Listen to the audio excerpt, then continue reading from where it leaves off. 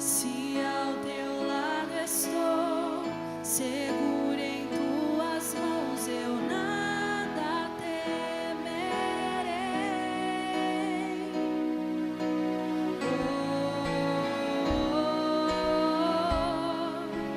Tu és santo, ó Senhor.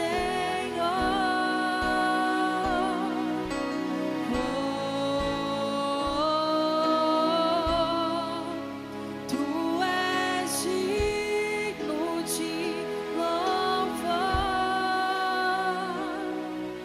Só em ti confiarei, eu nada temerei.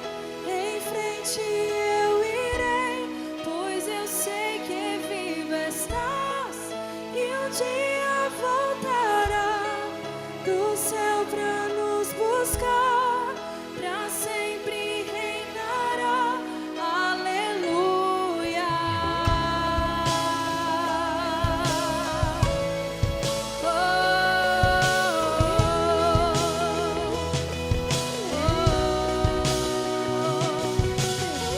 Tu és a minha luz, a minha salvação, e a ti me renderei. Se ao teu lado estou, seguro em tuas mãos, eu nada temerei.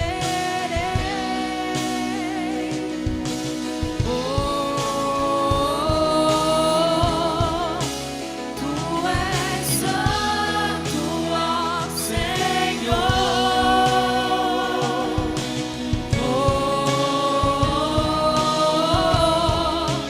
Tu és digno de louvor. Só em ti confiarei, eu nada temerei.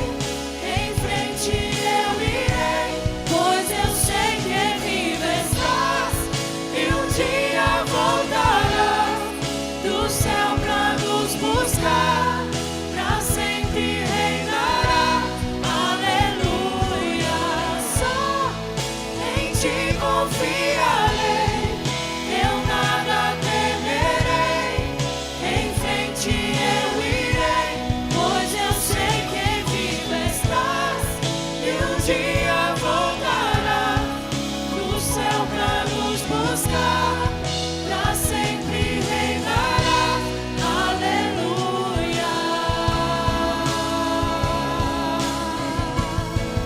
Ele virá nos buscar.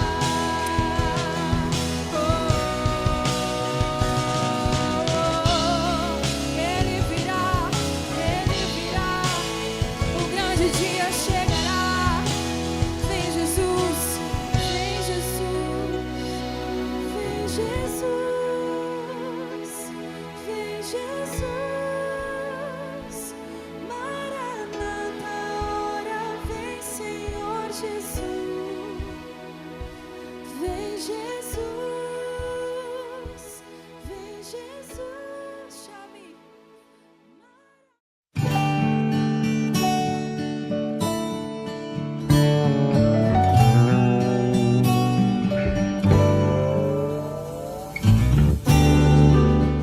Amados, eu queria que você abrisse a sua Bíblia no livro de 1 Samuel, capítulo de número 7, verso de número 12. 1 Samuel, capítulo de número 7, versículo de número 12.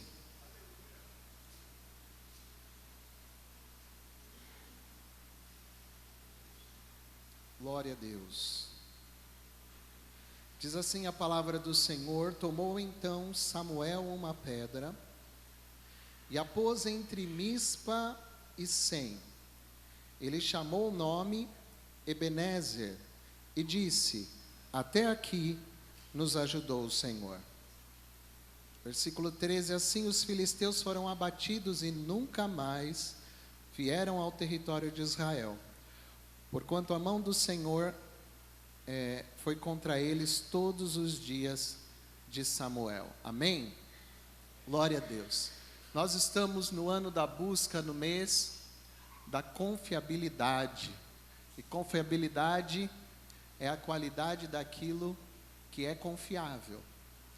Confiar, queridos, significa, como o pastor disse aqui, entregar algo sem receio, sem medo de ter prejuízo, de sofrer dano. Isso é confiar. Confiança é uma segurança íntima que nos faz proceder de tal maneira. Amém? Por isso que a criança, quando o papai fala assim, vem, ele pula. Ele tem uma íntima segurança de que o seu pai vai segurar ele. E por isso ele se lança. E amados, eu estava meditando nessa tarde sobre esse texto. Na verdade, esse texto está no meu coração desde o dia que o pastor me falou, Márcio, você pode pregar? E esse texto me veio ao coração, mas eu não conseguia encontrar o que Deus queria falar aqui. Mas hoje à tarde, enquanto eu meditava na palavra de Deus, querido, o Senhor me trouxe ao coração esse texto. Ebenezer era uma aldeia na região de Efraim. Era um lugar onde se travou uma grande batalha entre o povo de Israel e os filisteus. Nesse lugar, querido, diz a palavra de Deus que, em decorrência dessa batalha, dessa guerra, dessa luta, morreram 34 mil homens de Israel. Foi uma terrível derrota que Israel sofreu naqueles dias. Uma derrota amarga, uma derrota, querido, que fez com que 34 mil homens morressem. Homens que tinham família, que tinham esposas, que tinham filhos. Muitas mulheres perderam seus maridos naquele dia. Naquele dia, muitos pais perderam seus filhos. Foi algo terrível, destruidor. E amados, quando a palavra de Deus está falando aqui no capítulo 7, verso 12, nós estamos mais de 20 anos depois do travamento dessa batalha, dessa luta, dessa guerra que ocorreu. Mais de 20 anos depois, Samuel, ele erige uma pedra e dá um nome a ela de Ebenezer, cujo significado, querido, é pedra de ajuda. E aí ele diz assim, até aqui nos ajudou o Senhor. Aleluia. Eu queria meditar com você nessa noite sobre uma mensagem que o título é Restaurando a Confiança em Deus. Os dias que o povo de Israel estava vivendo, querido, eram dias onde a confiança em Deus estava abalada. A confiança que eles tinham em Deus estava estremecida. Aquela derrota, as perdas, o sofrimento que aquela derrota ocasionou, fez com que a confiança do povo se tornasse abalada. E eu queria meditar com você e refletir um pouquinho sobre o que aconteceu naqueles dias. O que estava acontecendo, o porquê o povo de Deus perdeu a confiança. O porquê a confiança deles foi abalada, foi tocada. Eles já não acreditavam mais como acreditavam, eles já não criam. O que aconteceu? Quando você estuda os primeiros capítulos do livro de 1 Samuel, nós nos deparamos com um cenário assustador. Assustador. Mas é um cenário, querido, que não é muito diferente dos dias de hoje. A Bíblia conta que no primeiro capítulo do livro de Samuel, fala da história de uma família. A família de Eucana. Eucana, Ana, Penina e os filhos de Penina. A palavra de Deus fala, querido, que Eucana era um homem temente a Deus. De ano em ano ele subia a Siló, onde estava o tabernáculo, para oferecer sacrifício a Deus. Ele era um homem que cumpria as suas obrigações religiosas, isto é, o seu relacionamento com Deus. Não estou falando de religiosidade, mas ele era um homem que queria ter um relacionamento com Deus. E de ano em ano ele subia. E a Bíblia diz que uma de suas mulheres, Ana, era estéril. E era a preferida dele. Mas ela não podia ter filhos. Você conhece a história. A Bíblia diz que, após sucessivos ataques e humilhações de Penina, a sua rival, que competia com ela, que dizia a ela: você não tem filhos, eu tenho filhos, você não agrada o nosso marido, mas eu agrado o meu marido. Após vários ataques, a Bíblia diz que Ana, um dia vai até a porta da tenda do tabernáculo, numa dessas idas de Eucana, e a Bíblia diz que ela chorando, ela faz um voto a Deus: Senhor, se tu me deres um filho, eu o devolverei a ti. E a palavra de Deus diz que Deus ouviu a oração de Ana. A palavra de Deus diz que Eli, era o sumo sacerdote da época, abençoa Ana, e algum tempo depois nasce Samuel. Aleluia! Samuel, cujo nome significa pedido de Deus, do Senhor o pedi. E a Bíblia fala que essa é a história da família de Eucana, um homem temente a Deus, um homem que eu poderia dizer, pastor, um homem de compromisso com Deus, de compromisso com a sua família. Amados, é interessante, querido, que para restaurar, quando a gente fala de restaurar, nós estamos falando de recuperar. Nós estamos falando, querido, de tomar algo que se perdeu. E, amados, a história do primeiro capítulo do livro de Samuel nos mostra o primeiro passo para nós restaurarmos a nossa confiança em Deus. E o primeiro passo é que nós precisamos ter fé. Nós precisamos acreditar. Aleluia, louvado seja o nome do Senhor. Amados, Ana faz um voto a Deus antes de ter o filho. Pensa nisso. Ela não tinha o filho ainda. Mas ela diz: Senhor, se tu me deres um filho, e eu creio que tu podes me dar. Todos os anos Penina provocava, querida, e ela chorava, mas estava lhe faltando fé. No dia em que ela se debruça no tabernáculo, nas portas do tabernáculo, e começa a chorar a tal ponto, diz a Bíblia, que Eli, o sacerdote, achou que ela estava embriagada, achou que ela tinha bebido muito. Mas ela diz: não, eu não estou bêbada. É que a minha aflição é muito grande.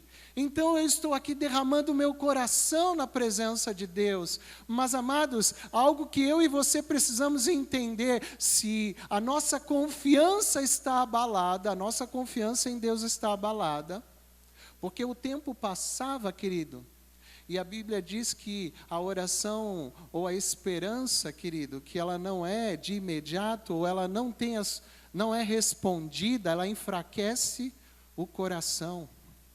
A pessoa vai perdendo o ânimo, a tal ponto que daqui a pouco ela já não mais acredita. Ela já não acredita. Mas, amados, a palavra de Deus diz que Deus estava esperando de Ana um posicionamento, uma atitude de fé. Amados, não vai ser diferente com a gente, querido.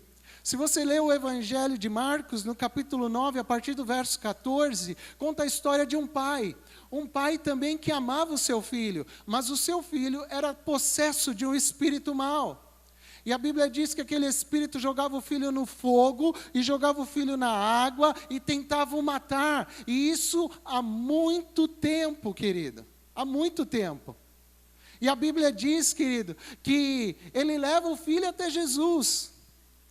Eu fico pensando, querido, quantas vezes aquele homem não levou seu filho para os médicos. Olha, eu quero ajuda, me ajuda. E os médicos não conseguiram ajudar aquele pai. Ele levou aquele menino na sinagoga, era o centro da vida religiosa do povo judeu. A sinagoga não era só um lugar de culto a Deus, a sinagoga era um centro, querido, de universitários ali. Ali se aprendia, querido. Ali se estudava as leis, ali se aprendia línguas. Ele levou lá, querido. Ele deve ter levado lá na sinagoga, me ajuda, o meu filho está com um espírito mau aí, eu preciso de ajuda, mas ninguém na sinagoga conseguiu ajudá-lo. Ele então leva o seu filho aos discípulos, e os discípulos, diz a Bíblia, não conseguem expulsar aquele demônio. E então vem Jesus do monte. E aquele pai olha para Jesus e diz: Jesus, tem compaixão de mim. Se tu podes fazer alguma coisa, se o Senhor pode, faz alguma coisa por mim. Porque, e Jesus pergunta para ele, mas desde quando isso está acontecendo? Desde a infância, isto é, havia um tempo. Havia um bom tempo que aquela criança estava sofrendo, ou aquele jovem, adolescente, estava sofrendo com aquela possessão. Jesus pergunta quanto tempo? Desde a infância. E Jesus diz, ele olha para Jesus: Jesus, se tu podes, faz alguma coisa por mim. E Jesus olha, querido, nos olhos dele.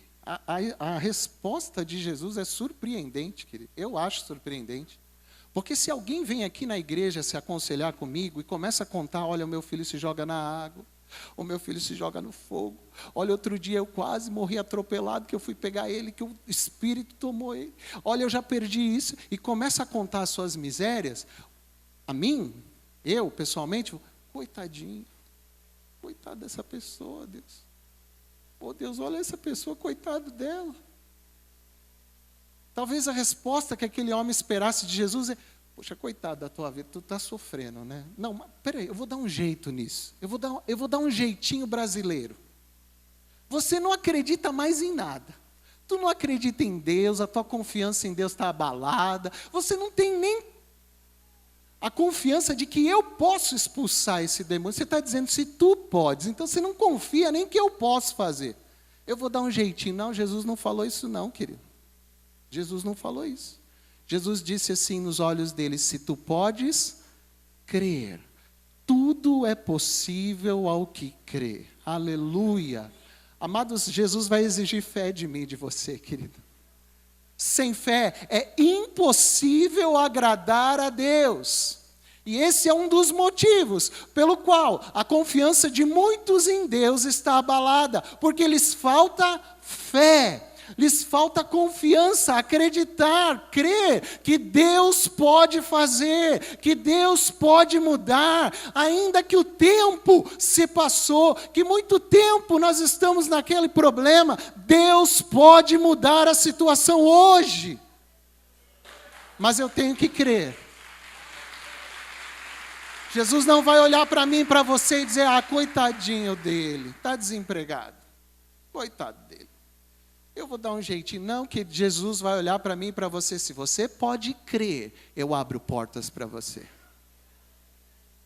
Se você puder crer, eu vou fazer milagres na tua vida. Aleluia. Jesus estava dizendo àquele pai, querido, que se ele quisesse ter milagres, se ele quisesse ver milagres, ele é necessário ele ter fé, acreditar. E esse é o primeiro passo para nós restaurarmos a nossa confiança em Deus. A confiança que está abalada é nos arrependermos da incredulidade. O primeiro passo, querido, para nós restaurarmos a nossa confiança em Deus é acreditar, é crer. Aleluia, é colocarmos a nossa fé em Deus. Fé, amado, não é sentimento, fé é certeza. Fé é certeza, querido. Está cheio de gente se enganando na igreja, achando que fé é sentimento. Ah, mas eu não senti. Amados, não tem nada a ver com o que nós sentimos, tem a ver com aquilo que nós cremos e confessamos com a nossa boca. Isso é fé. É a certeza das coisas que se esperam. se eu sentir, então eu fui curado. Se eu não sentir, não, amado, creia, creia, creia, creia. Tudo é possível ao que crê. É possível ao que crê. Aleluia. Louvado seja o nome do Senhor. Este é o primeiro passo, querido, de alguém que quer ter a sua confiança em Deus restaurada. Alguém que perdeu a confiança. Alguém que a confiança foi abalada. Os problemas da vida trouxeram prejuízos. Olha, eu confiei em tal pessoa e agora eu estou nessa situação. Eu confiei em mim mesmo e agora eu estou nessa situação. Amado, tenha fé em Deus. Aleluia. Diz que lá na África tem o testemunho de um homem que ele havia perdido muitas coisas na vida, ele teve muitas perdas. A história dele parecia aí com essa do povo de Israel. Ele tinha empresa, perdeu o negócio dele. Ele tinha família, a esposa foi embora. Ele tinha saúde e perdeu a sua saúde. Ele estava num hospital com os dias contados, querido, para morrer. Lá no leito de hospital, ele começou a orar a Deus e a dizer: Deus, eu creio que tu podes fazer alguma coisa por mim. Um dia, querido, ele está lá deitado, de noite, quem sabe perto da meia-noite, não sei. A Bíblia diz, a história do testemunho dele diz, que uma pessoa entrou no quarto, um homem vestido de branco, e ele entendeu que era um médico. E aquele médico olhou para ele e falou assim: você não tem nenhum problema, tudo que você precisa é ter fé em Deus. Disse só isso e saiu do quarto.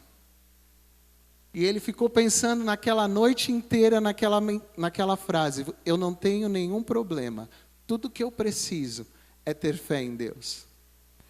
No dia seguinte de manhã, ele levantou, ele estava em estado terminal. Ele não levantava da cama. Estava esperando a morte. No dia seguinte ele se levantou e foi até o banheiro e começou a barbear-se, a escovar os dentes. A enfermeira entrou para trocar a medicação e quando ela olhou para ele, ela deu um grito. Ah! E caiu no chão. E ele se assustou e olhou, mas continuou lá fazendo. A mulher levantou de novo, deu outro grito e caiu de novo. E ele saiu daquele hospital. E ele se tornou um pregador da palavra de Deus lá na África. Porque você não tem nenhum problema, querido. Tudo o que você precisa é ter fé em Deus. E a fé vai fazer com que a tua confiança seja recuperada, restaurada. Aleluia. A fé em Deus que lhe torna você invencível. Esta é a vitória que vence o mundo, disse o apóstolo João na sua carta. A nossa fé. Aleluia. Então, querido, toma posse, querido. Toma posse, querido, da fé. Na carta de Judas está escrito que ela foi entregue aos santos. Você tem fé. Você precisa usar a tua fé. Você precisa praticar, exercitar a tua fé. Não deu certo hoje, vai dar certo amanhã. Não deu certo amanhã, vai dar depois de amanhã. Porque Deus não é Deus de confusão. Seja o homem mentiroso e ele seja verdadeiro. Aleluia. O que ele diz vai acontecer. É o primeiro passo se a gente quer ter a nossa confiança restaurada, é acreditar, é parar de duvidar. Tiago diz que quem duvida é como a onda do mar, ora vai e ora volta, ora vai e ora volta. Hoje eu creio, amanhã já não creio mais. Hoje eu creio, depois de amanhã já não creio mais. Assim é o homem, diz o texto lá na carta ao Tiago, que não pense esse homem que receberá alguma coisa do Senhor. Porque sem fé é impossível agradar a Deus. Esse é o primeiro passo, querido. Essa história de Ana mostra que Ana teve uma atitude de fé. Aquele pai, diante de Jesus, você conhece o final da história? Ele chora em lágrimas, ele diz o seguinte para Jesus: Jesus, me ajuda a ter mais fé. Senhor, ajuda-me a crer mais. E a Bíblia diz que Jesus curou o seu filho, expulsou aquele demônio e nunca mais aquele espírito tomou conta daquele menino. Se você olhar a forma que Jesus expulsava os demônios, você vai ver Jesus dizendo: sai, cala-te, vai embora. Mas para esse menino, Jesus olha para aquele menino, para aquele demônio lá e fala assim: sai e não voltes nunca mais. Nunca mais aquele espírito possuiu aquele corpo. Vitória completa. Ana, querido, devolveu a Deus o seu filho. E a Bíblia diz que ela ainda teve mais 5 filhos. Deus a abençoou, abriu a sua madre, porque quando Deus abençoa, querido, é para abençoar. Aleluia. É com abastança. É muita bênção. Mas primeiro, eu tenho que demonstrar fé. É o primeiro passo, querido. Eu disse a vocês, querido, que a história dos primeiros capítulos de Samuel é uma história difícil. Era um tempo difícil, querido. Era um tempo difícil. Do capítulo 2 até o capítulo 4 de 1 Samuel, nós vamos encontrar a história de outra família.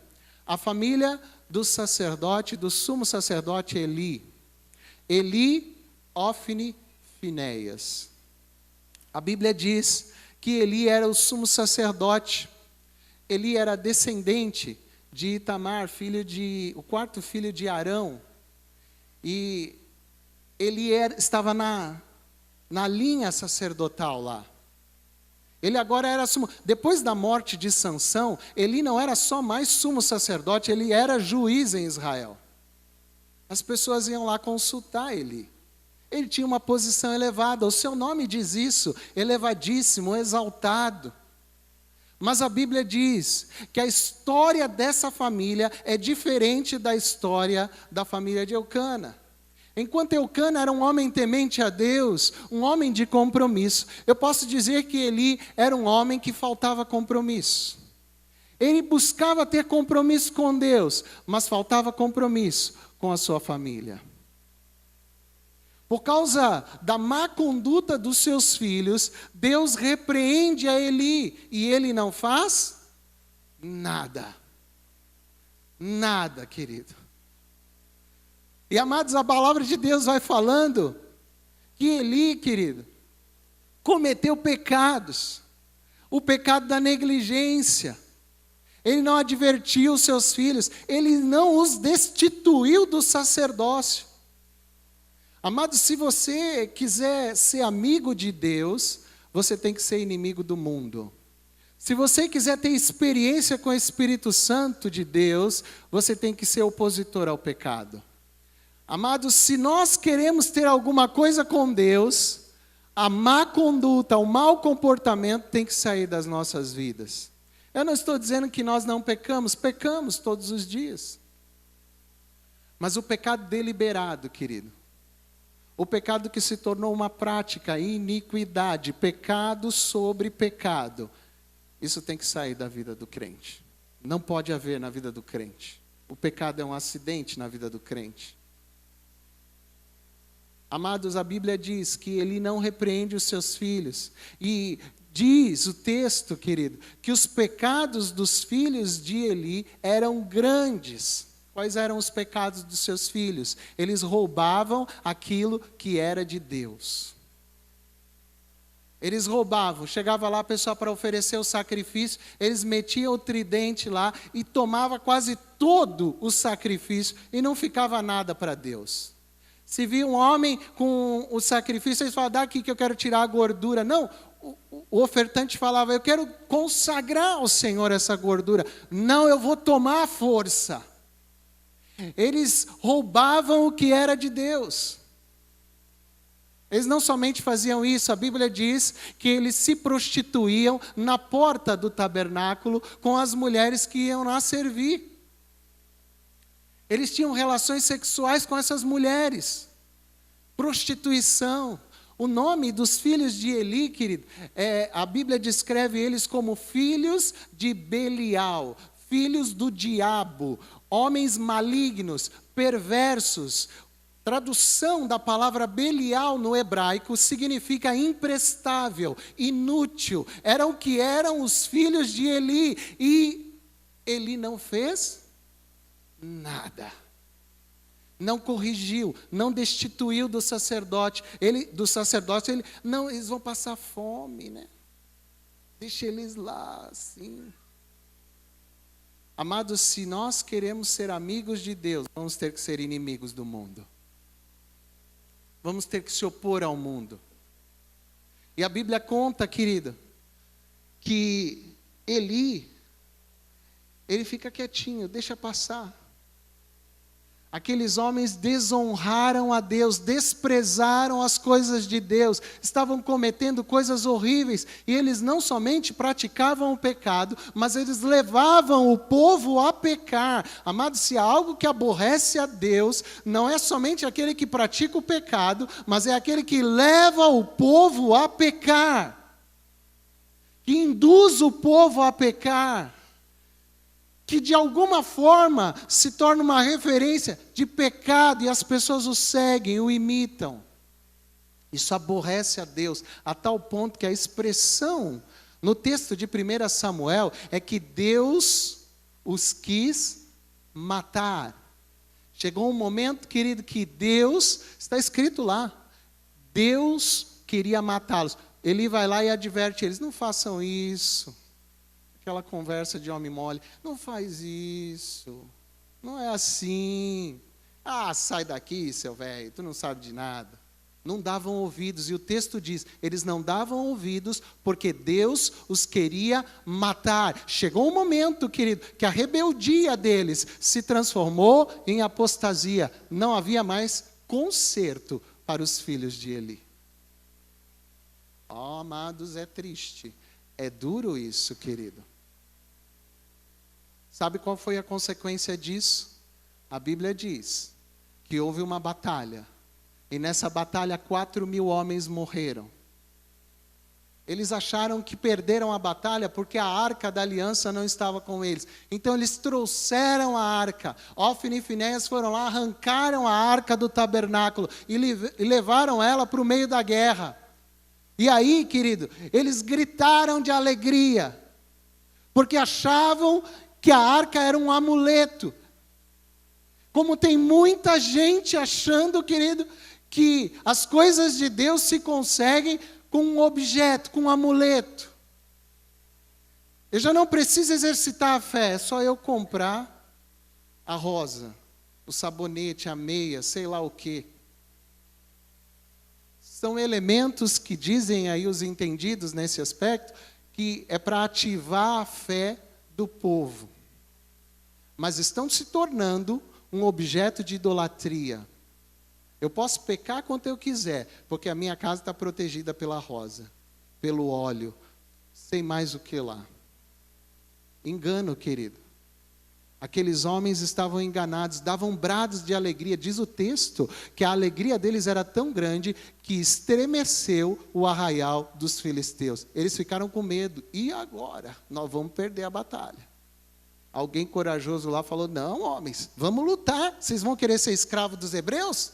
Lute como se fosse o último dia da sua vida. E foi isso que eles fizeram. E aí, a derrota de 4.000 se transformou 34.000 homens. Inclusive, Ofni e Finéias. Inclusive, Eli, que quando recebe a notícia de que seus filhos e a arca foi levada, cai da cadeira, quebra o pescoço e morre. Inclusive, a nora de Eli, que estava grávida. E quando recebe a notícia de que seu marido morreu, seu sogro morreu, a arca foi levada, entra em trabalho de parto e morre naquele dia. Mas antes de morrer, ela dá uma instrução às parteiras, ponha o nome do menino de Icabô, foi-se a glória de Israel. Dias difíceis, tempos difíceis. A coisa estava tão escura, querido, que o capítulo 3 do livro de Samuel diz que a palavra do Senhor era rara, as visões não eram comum, isto é, um povo que foi chamado para viver no sobrenatural, agora estava vivendo no natural. Entregues à própria sorte, querido. Por quê? Porque perderam a confiança no Senhor. Sua confiança foi abalada, as perdas, os sofrimentos, as tragédias fizeram com que aquele povo não mais acreditasse, mas o problema não era Deus. O problema estava no pecado. E, amados, é lindo, porque o próprio capítulo 3, que mostra um tempo de escuridão, diz lá o verso 3 assim: Eli já era de muita idade, já estava cego, mas lá no templo, lá no tabernáculo, estava Samuel. E antes que a luz de Israel se apagasse, Deus chama Samuel. Aleluia! Glórias sejam dadas ao nome do Senhor. Por isso Abacuque orando, querido, lá no seu livro ele diz: aviva a tua obra, Deus, no meio dos anos, torna-a conhecida, porque a coisa vai ficando escura, escura, escura, e parece que não tem mais nada de Deus nos nossos encontros. Mas aí Deus levanta um substituto, Samuel. Aleluia, alguém cujo coração é fiel, que mesmo, querido, convivendo com os filhos de Eli, não se contaminou com a conversa, não se contaminou a sua mente com a corrupção dos filhos de Eli, ele não se contaminou com o pecado dos filhos de Eli, mesmo vivendo debaixo do mesmo teto. E é por isso, querido, que eu e você temos a responsabilidade de andarmos diante do Senhor com as nossas vestes limpas, porque Deus vai exigir isso de você. No meio de uma geração corrompida e perversa, você tem que brilhar. Mas todo mundo está fazendo, e daí? Eu não vou fazer, eu não vou ver, eu não vou praticar, eu não vou até lá. Eu sou diferente, eu sou de Jesus. Amados, a Bíblia diz que tudo isso aconteceu. E diz o texto lá em Romanos capítulo 3, que o salário do pecado é a morte. Morreram. Foi-se a glória de Israel. Acabou, querido. E então nós entramos nesse texto aqui. Foi-se, Samuel então tomou uma pedra, e depois de uma grande vitória. Mas o que aconteceu? Se o primeiro passo é a gente ter fé, o segundo passo é a gente ter arrependimento e confissão. Olha o que está escrito no capítulo 7, querido. No verso, querido, de número 2. Sucedeu que desde aquele dia a arca ficou em Kiriat Jearim, e tantos dias se passaram, que chegaram a 20 anos, e toda a casa de Israel dirigia lamentações ao Senhor. Falou Samuel a toda a casa de Israel, dizendo: se é de todo o coração que vocês se voltam ao Senhor, tirai dentre vós os deuses estranhos, os astarotes. Versículo de número 5, disse mais Samuel: congregai todo Israel em Mispa, e orarei por vós. Aleluia! Arrependimento e confissão. Arrependimento e confissão. Quer ter a sua confiança em Deus novamente firme? Quer novamente ter uma confiança inabalável em Deus? Arrependa-se. Arrependei-vos. Confesse os seus pecados. Diz a Bíblia, querido, que isso faz com que você torne a sua confiança em Deus inabalável novamente. As pessoas estão andando, querido, no natural. Eu conversava com meu irmão e a gente conversava. Nós temos que viver no sobrenatural. O sobrenatural é que tem que ser comum nas nossas vidas.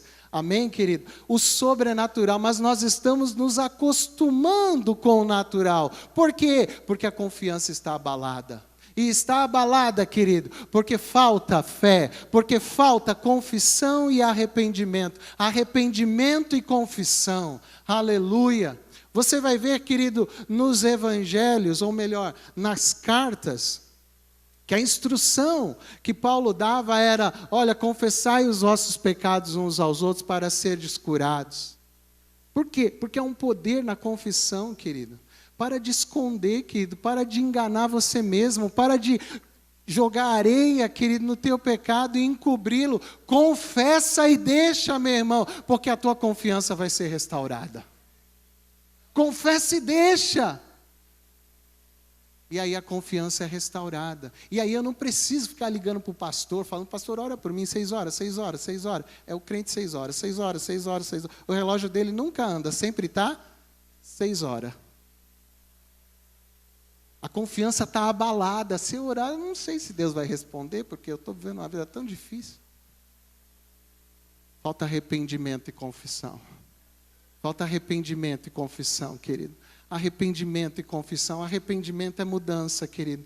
Sabe, meu amado, se você olhar 20 anos, mais de 20 anos se passaram para que o povo caísse a ficha. Eu pergunto para você, Deus não podia ter mudado a história lá, logo depois da derrota? Se houvesse arrependimento e confissão, Deus mudava. Mas 20 e poucos anos se passaram para cair a ficha daquele povo. Quanto tempo vai precisar passar para cair a sua ficha? Para entender que é necessário mudar, querido. Não basta vir à igreja, não basta levantar as mãos, não basta se sentir bem no nosso meio. Tem que mudar de vida. Tem que mudar de vida, querido. Não podemos nos acostumar com o pecado. Porque isso torna a nossa confiança sem base, sem solidez. E aí, querido, sem fé, sem confiança, Deus não responde oração. Em pecado, Deus não responde oração. Arrependei-vos, disse Samuel. Se é de todo o coração, então joga fora as astarotes. Joga fora os deuses estranhos. Joga fora isso. O que é que te impede, querido, de viver uma vida com Deus plena? Joga fora, querido. Joga para o lado, querido. Nada pode valer mais do que a tua salvação, querido. Nenhum namoro, nenhum relacionamento, querido. Nenhum negócio escuso, nada pode tirar, querido. Pode valer mais do que a nossa salvação. Eu fico pensando, querido, nas pessoas que continuam na prática do pecado, que lhes falta um temor, porque viver a eternidade sem Deus, pensa um pouquinho, querido, viver uma eternidade sem Deus, deveria nos apavorar, deveria nos deixar tremendo. Uma eternidade sem Deus não são alguns anos. Falta arrependimento e confissão. O terceiro passo, querido, para que eu e você tenhamos a nossa confiança em Deus novamente firme, não esteja abalada, eu não esteja pensando, eu não sei, se Deus quiser fazer, Ele faz, se não quiser, Ele não vai fazer. Não, meu amado, fé é certeza. O terceiro passo é consagração. Diz o texto aí, no capítulo 7, verso de número 3, falou Samuel a toda a casa, se é de todo o coração que voltais ao Senhor, tirai dentre vós deuses estranhos e os astarotes, e preparai o coração ao Senhor, e servi a Ele só, e Ele vos livrará das mãos dos filisteus. Aleluia. Então os filhos de Israel tiraram dentre si os balaíns, os astarotes, e serviram só ao Senhor. Aleluia. Está faltando consagração, querido. Preparar o coração. Quando a pastora lançou aqui 7 horas de adoração, é preparar o coração. É se consagrar para preparar o coração para Deus. Eles jejuaram, querido, aquele povo jejuou, aquele povo começou a se consagrar a Deus, a servir a Deus, tudo aquilo que eles deixaram de fazer porque a confiança estava abalada. Quer saber? Eu não quero nem mais saber essa história de dízimo. Eu nem vou dar mais dízimo, nem oferta. Eu estou precisando, a confiança está abalada. Eu já não consigo acreditar que Deus vai suprir, porque a situação está tão difícil, eu nem vou dar. Vou pagar minhas contas. Mas sabe o que diz o texto? que se nós dermos, o Senhor vai abrir as janelas dos céus e derramar sobre nós uma bênção tal, que dela vos há de vir uma grande abastança. A confiança está abalada. Se eu não tomar uma atitude, se eu não me posicionar, se a minha confiança em Deus não for restaurada, eu vou jogar na Mega Sena, eu vou fazer um monte de coisa, porque a confiança está abalada. Já não creio que Deus pode suprir, já não creio isso. Daqui a pouco não está mais nem na igreja. Amados, a palavra que eu tenho para você nessa noite, restaure a tua confiança em Deus. Restaure a tua confiança em Deus. Siga os passos de uma restauração. Tenha fé, acredite, pode mudar, vai acontecer. Deus é bom, Deus é fiel, Deus cura, Deus opera, Deus faz o impossível. Mas eu tenho que acreditar. Senhor, eu preciso restaurar a minha vida contigo. Minha confiança está abalada porque minhas vestes não estão legal. Vem diante do Senhor e confessa a Ele. Confessa para Ele, diga: Senhor, eu fiz isso, isso e isso. Senhor, é isso, pecado tem nome, sabia disso? Tem gente que vem: Senhor, perdoa a minha multidão de pecados.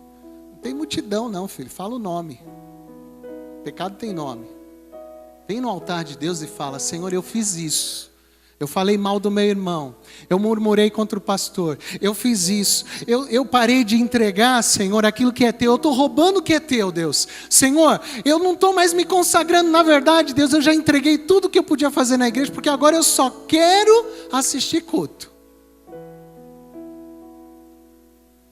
Vem na presença do Senhor e diga para Ele: Senhor, eu fiz isso. E eu creio que o Senhor pode restaurar a minha confiança. Se consagre. Sirva a Deus, querido. Tem alguma coisa que você pode fazer aqui. Tem alguma coisa que você pode fazer para Deus. Eu acho lindo os evangelhos, querido, porque a Bíblia diz que em um tempo onde as mulheres não eram valorizadas, eram as que mais ajudavam Jesus. O ministério de Jesus era suprido por mulheres da alta sociedade e mulheres da baixa sociedade. Elas estavam lá para servir a Deus. O que é que você pode fazer na casa de Deus, querido? Talvez você possa ser um diácono, um atalaia, alguém que serve na recepção, alguém que está diante de uma câmera, está servindo, está contribuindo para que o evangelho chegue a outras vidas e outras pessoas creiam que esse Jesus é maravilhoso. Jesus Cristo é a pedra de ajuda nessa noite para você. Se a tua confiança está abalada em Deus, Ele é o teu exer, é a tua ajuda, é aquele que pode te sustentar, te levantar, é aquele que pode mudar a história, mas Ele não vai fazer com que você ande na moleza, não. Ele vai exigir de você algumas coisas. Ele vai exigir fé, Ele vai exigir arrependimento e confissão, Ele vai exigir de você consagração. Eu quero orar com você, querido. Fecha os teus olhos. Aleluia. Glória a Deus, louvado seja o nome do Senhor. Nosso amigo Santo Espírito,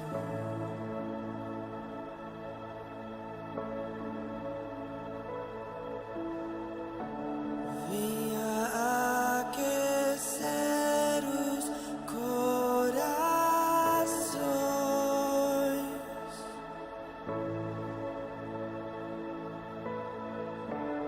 Vem com cura e todo seu poder.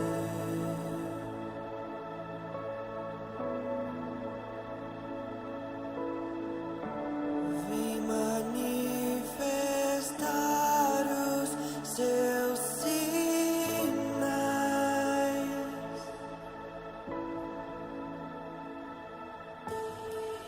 O que dizer? O que fazer quando Ele vem aqui? Mais que ser bem-vindo, nós te desejamos outra vez.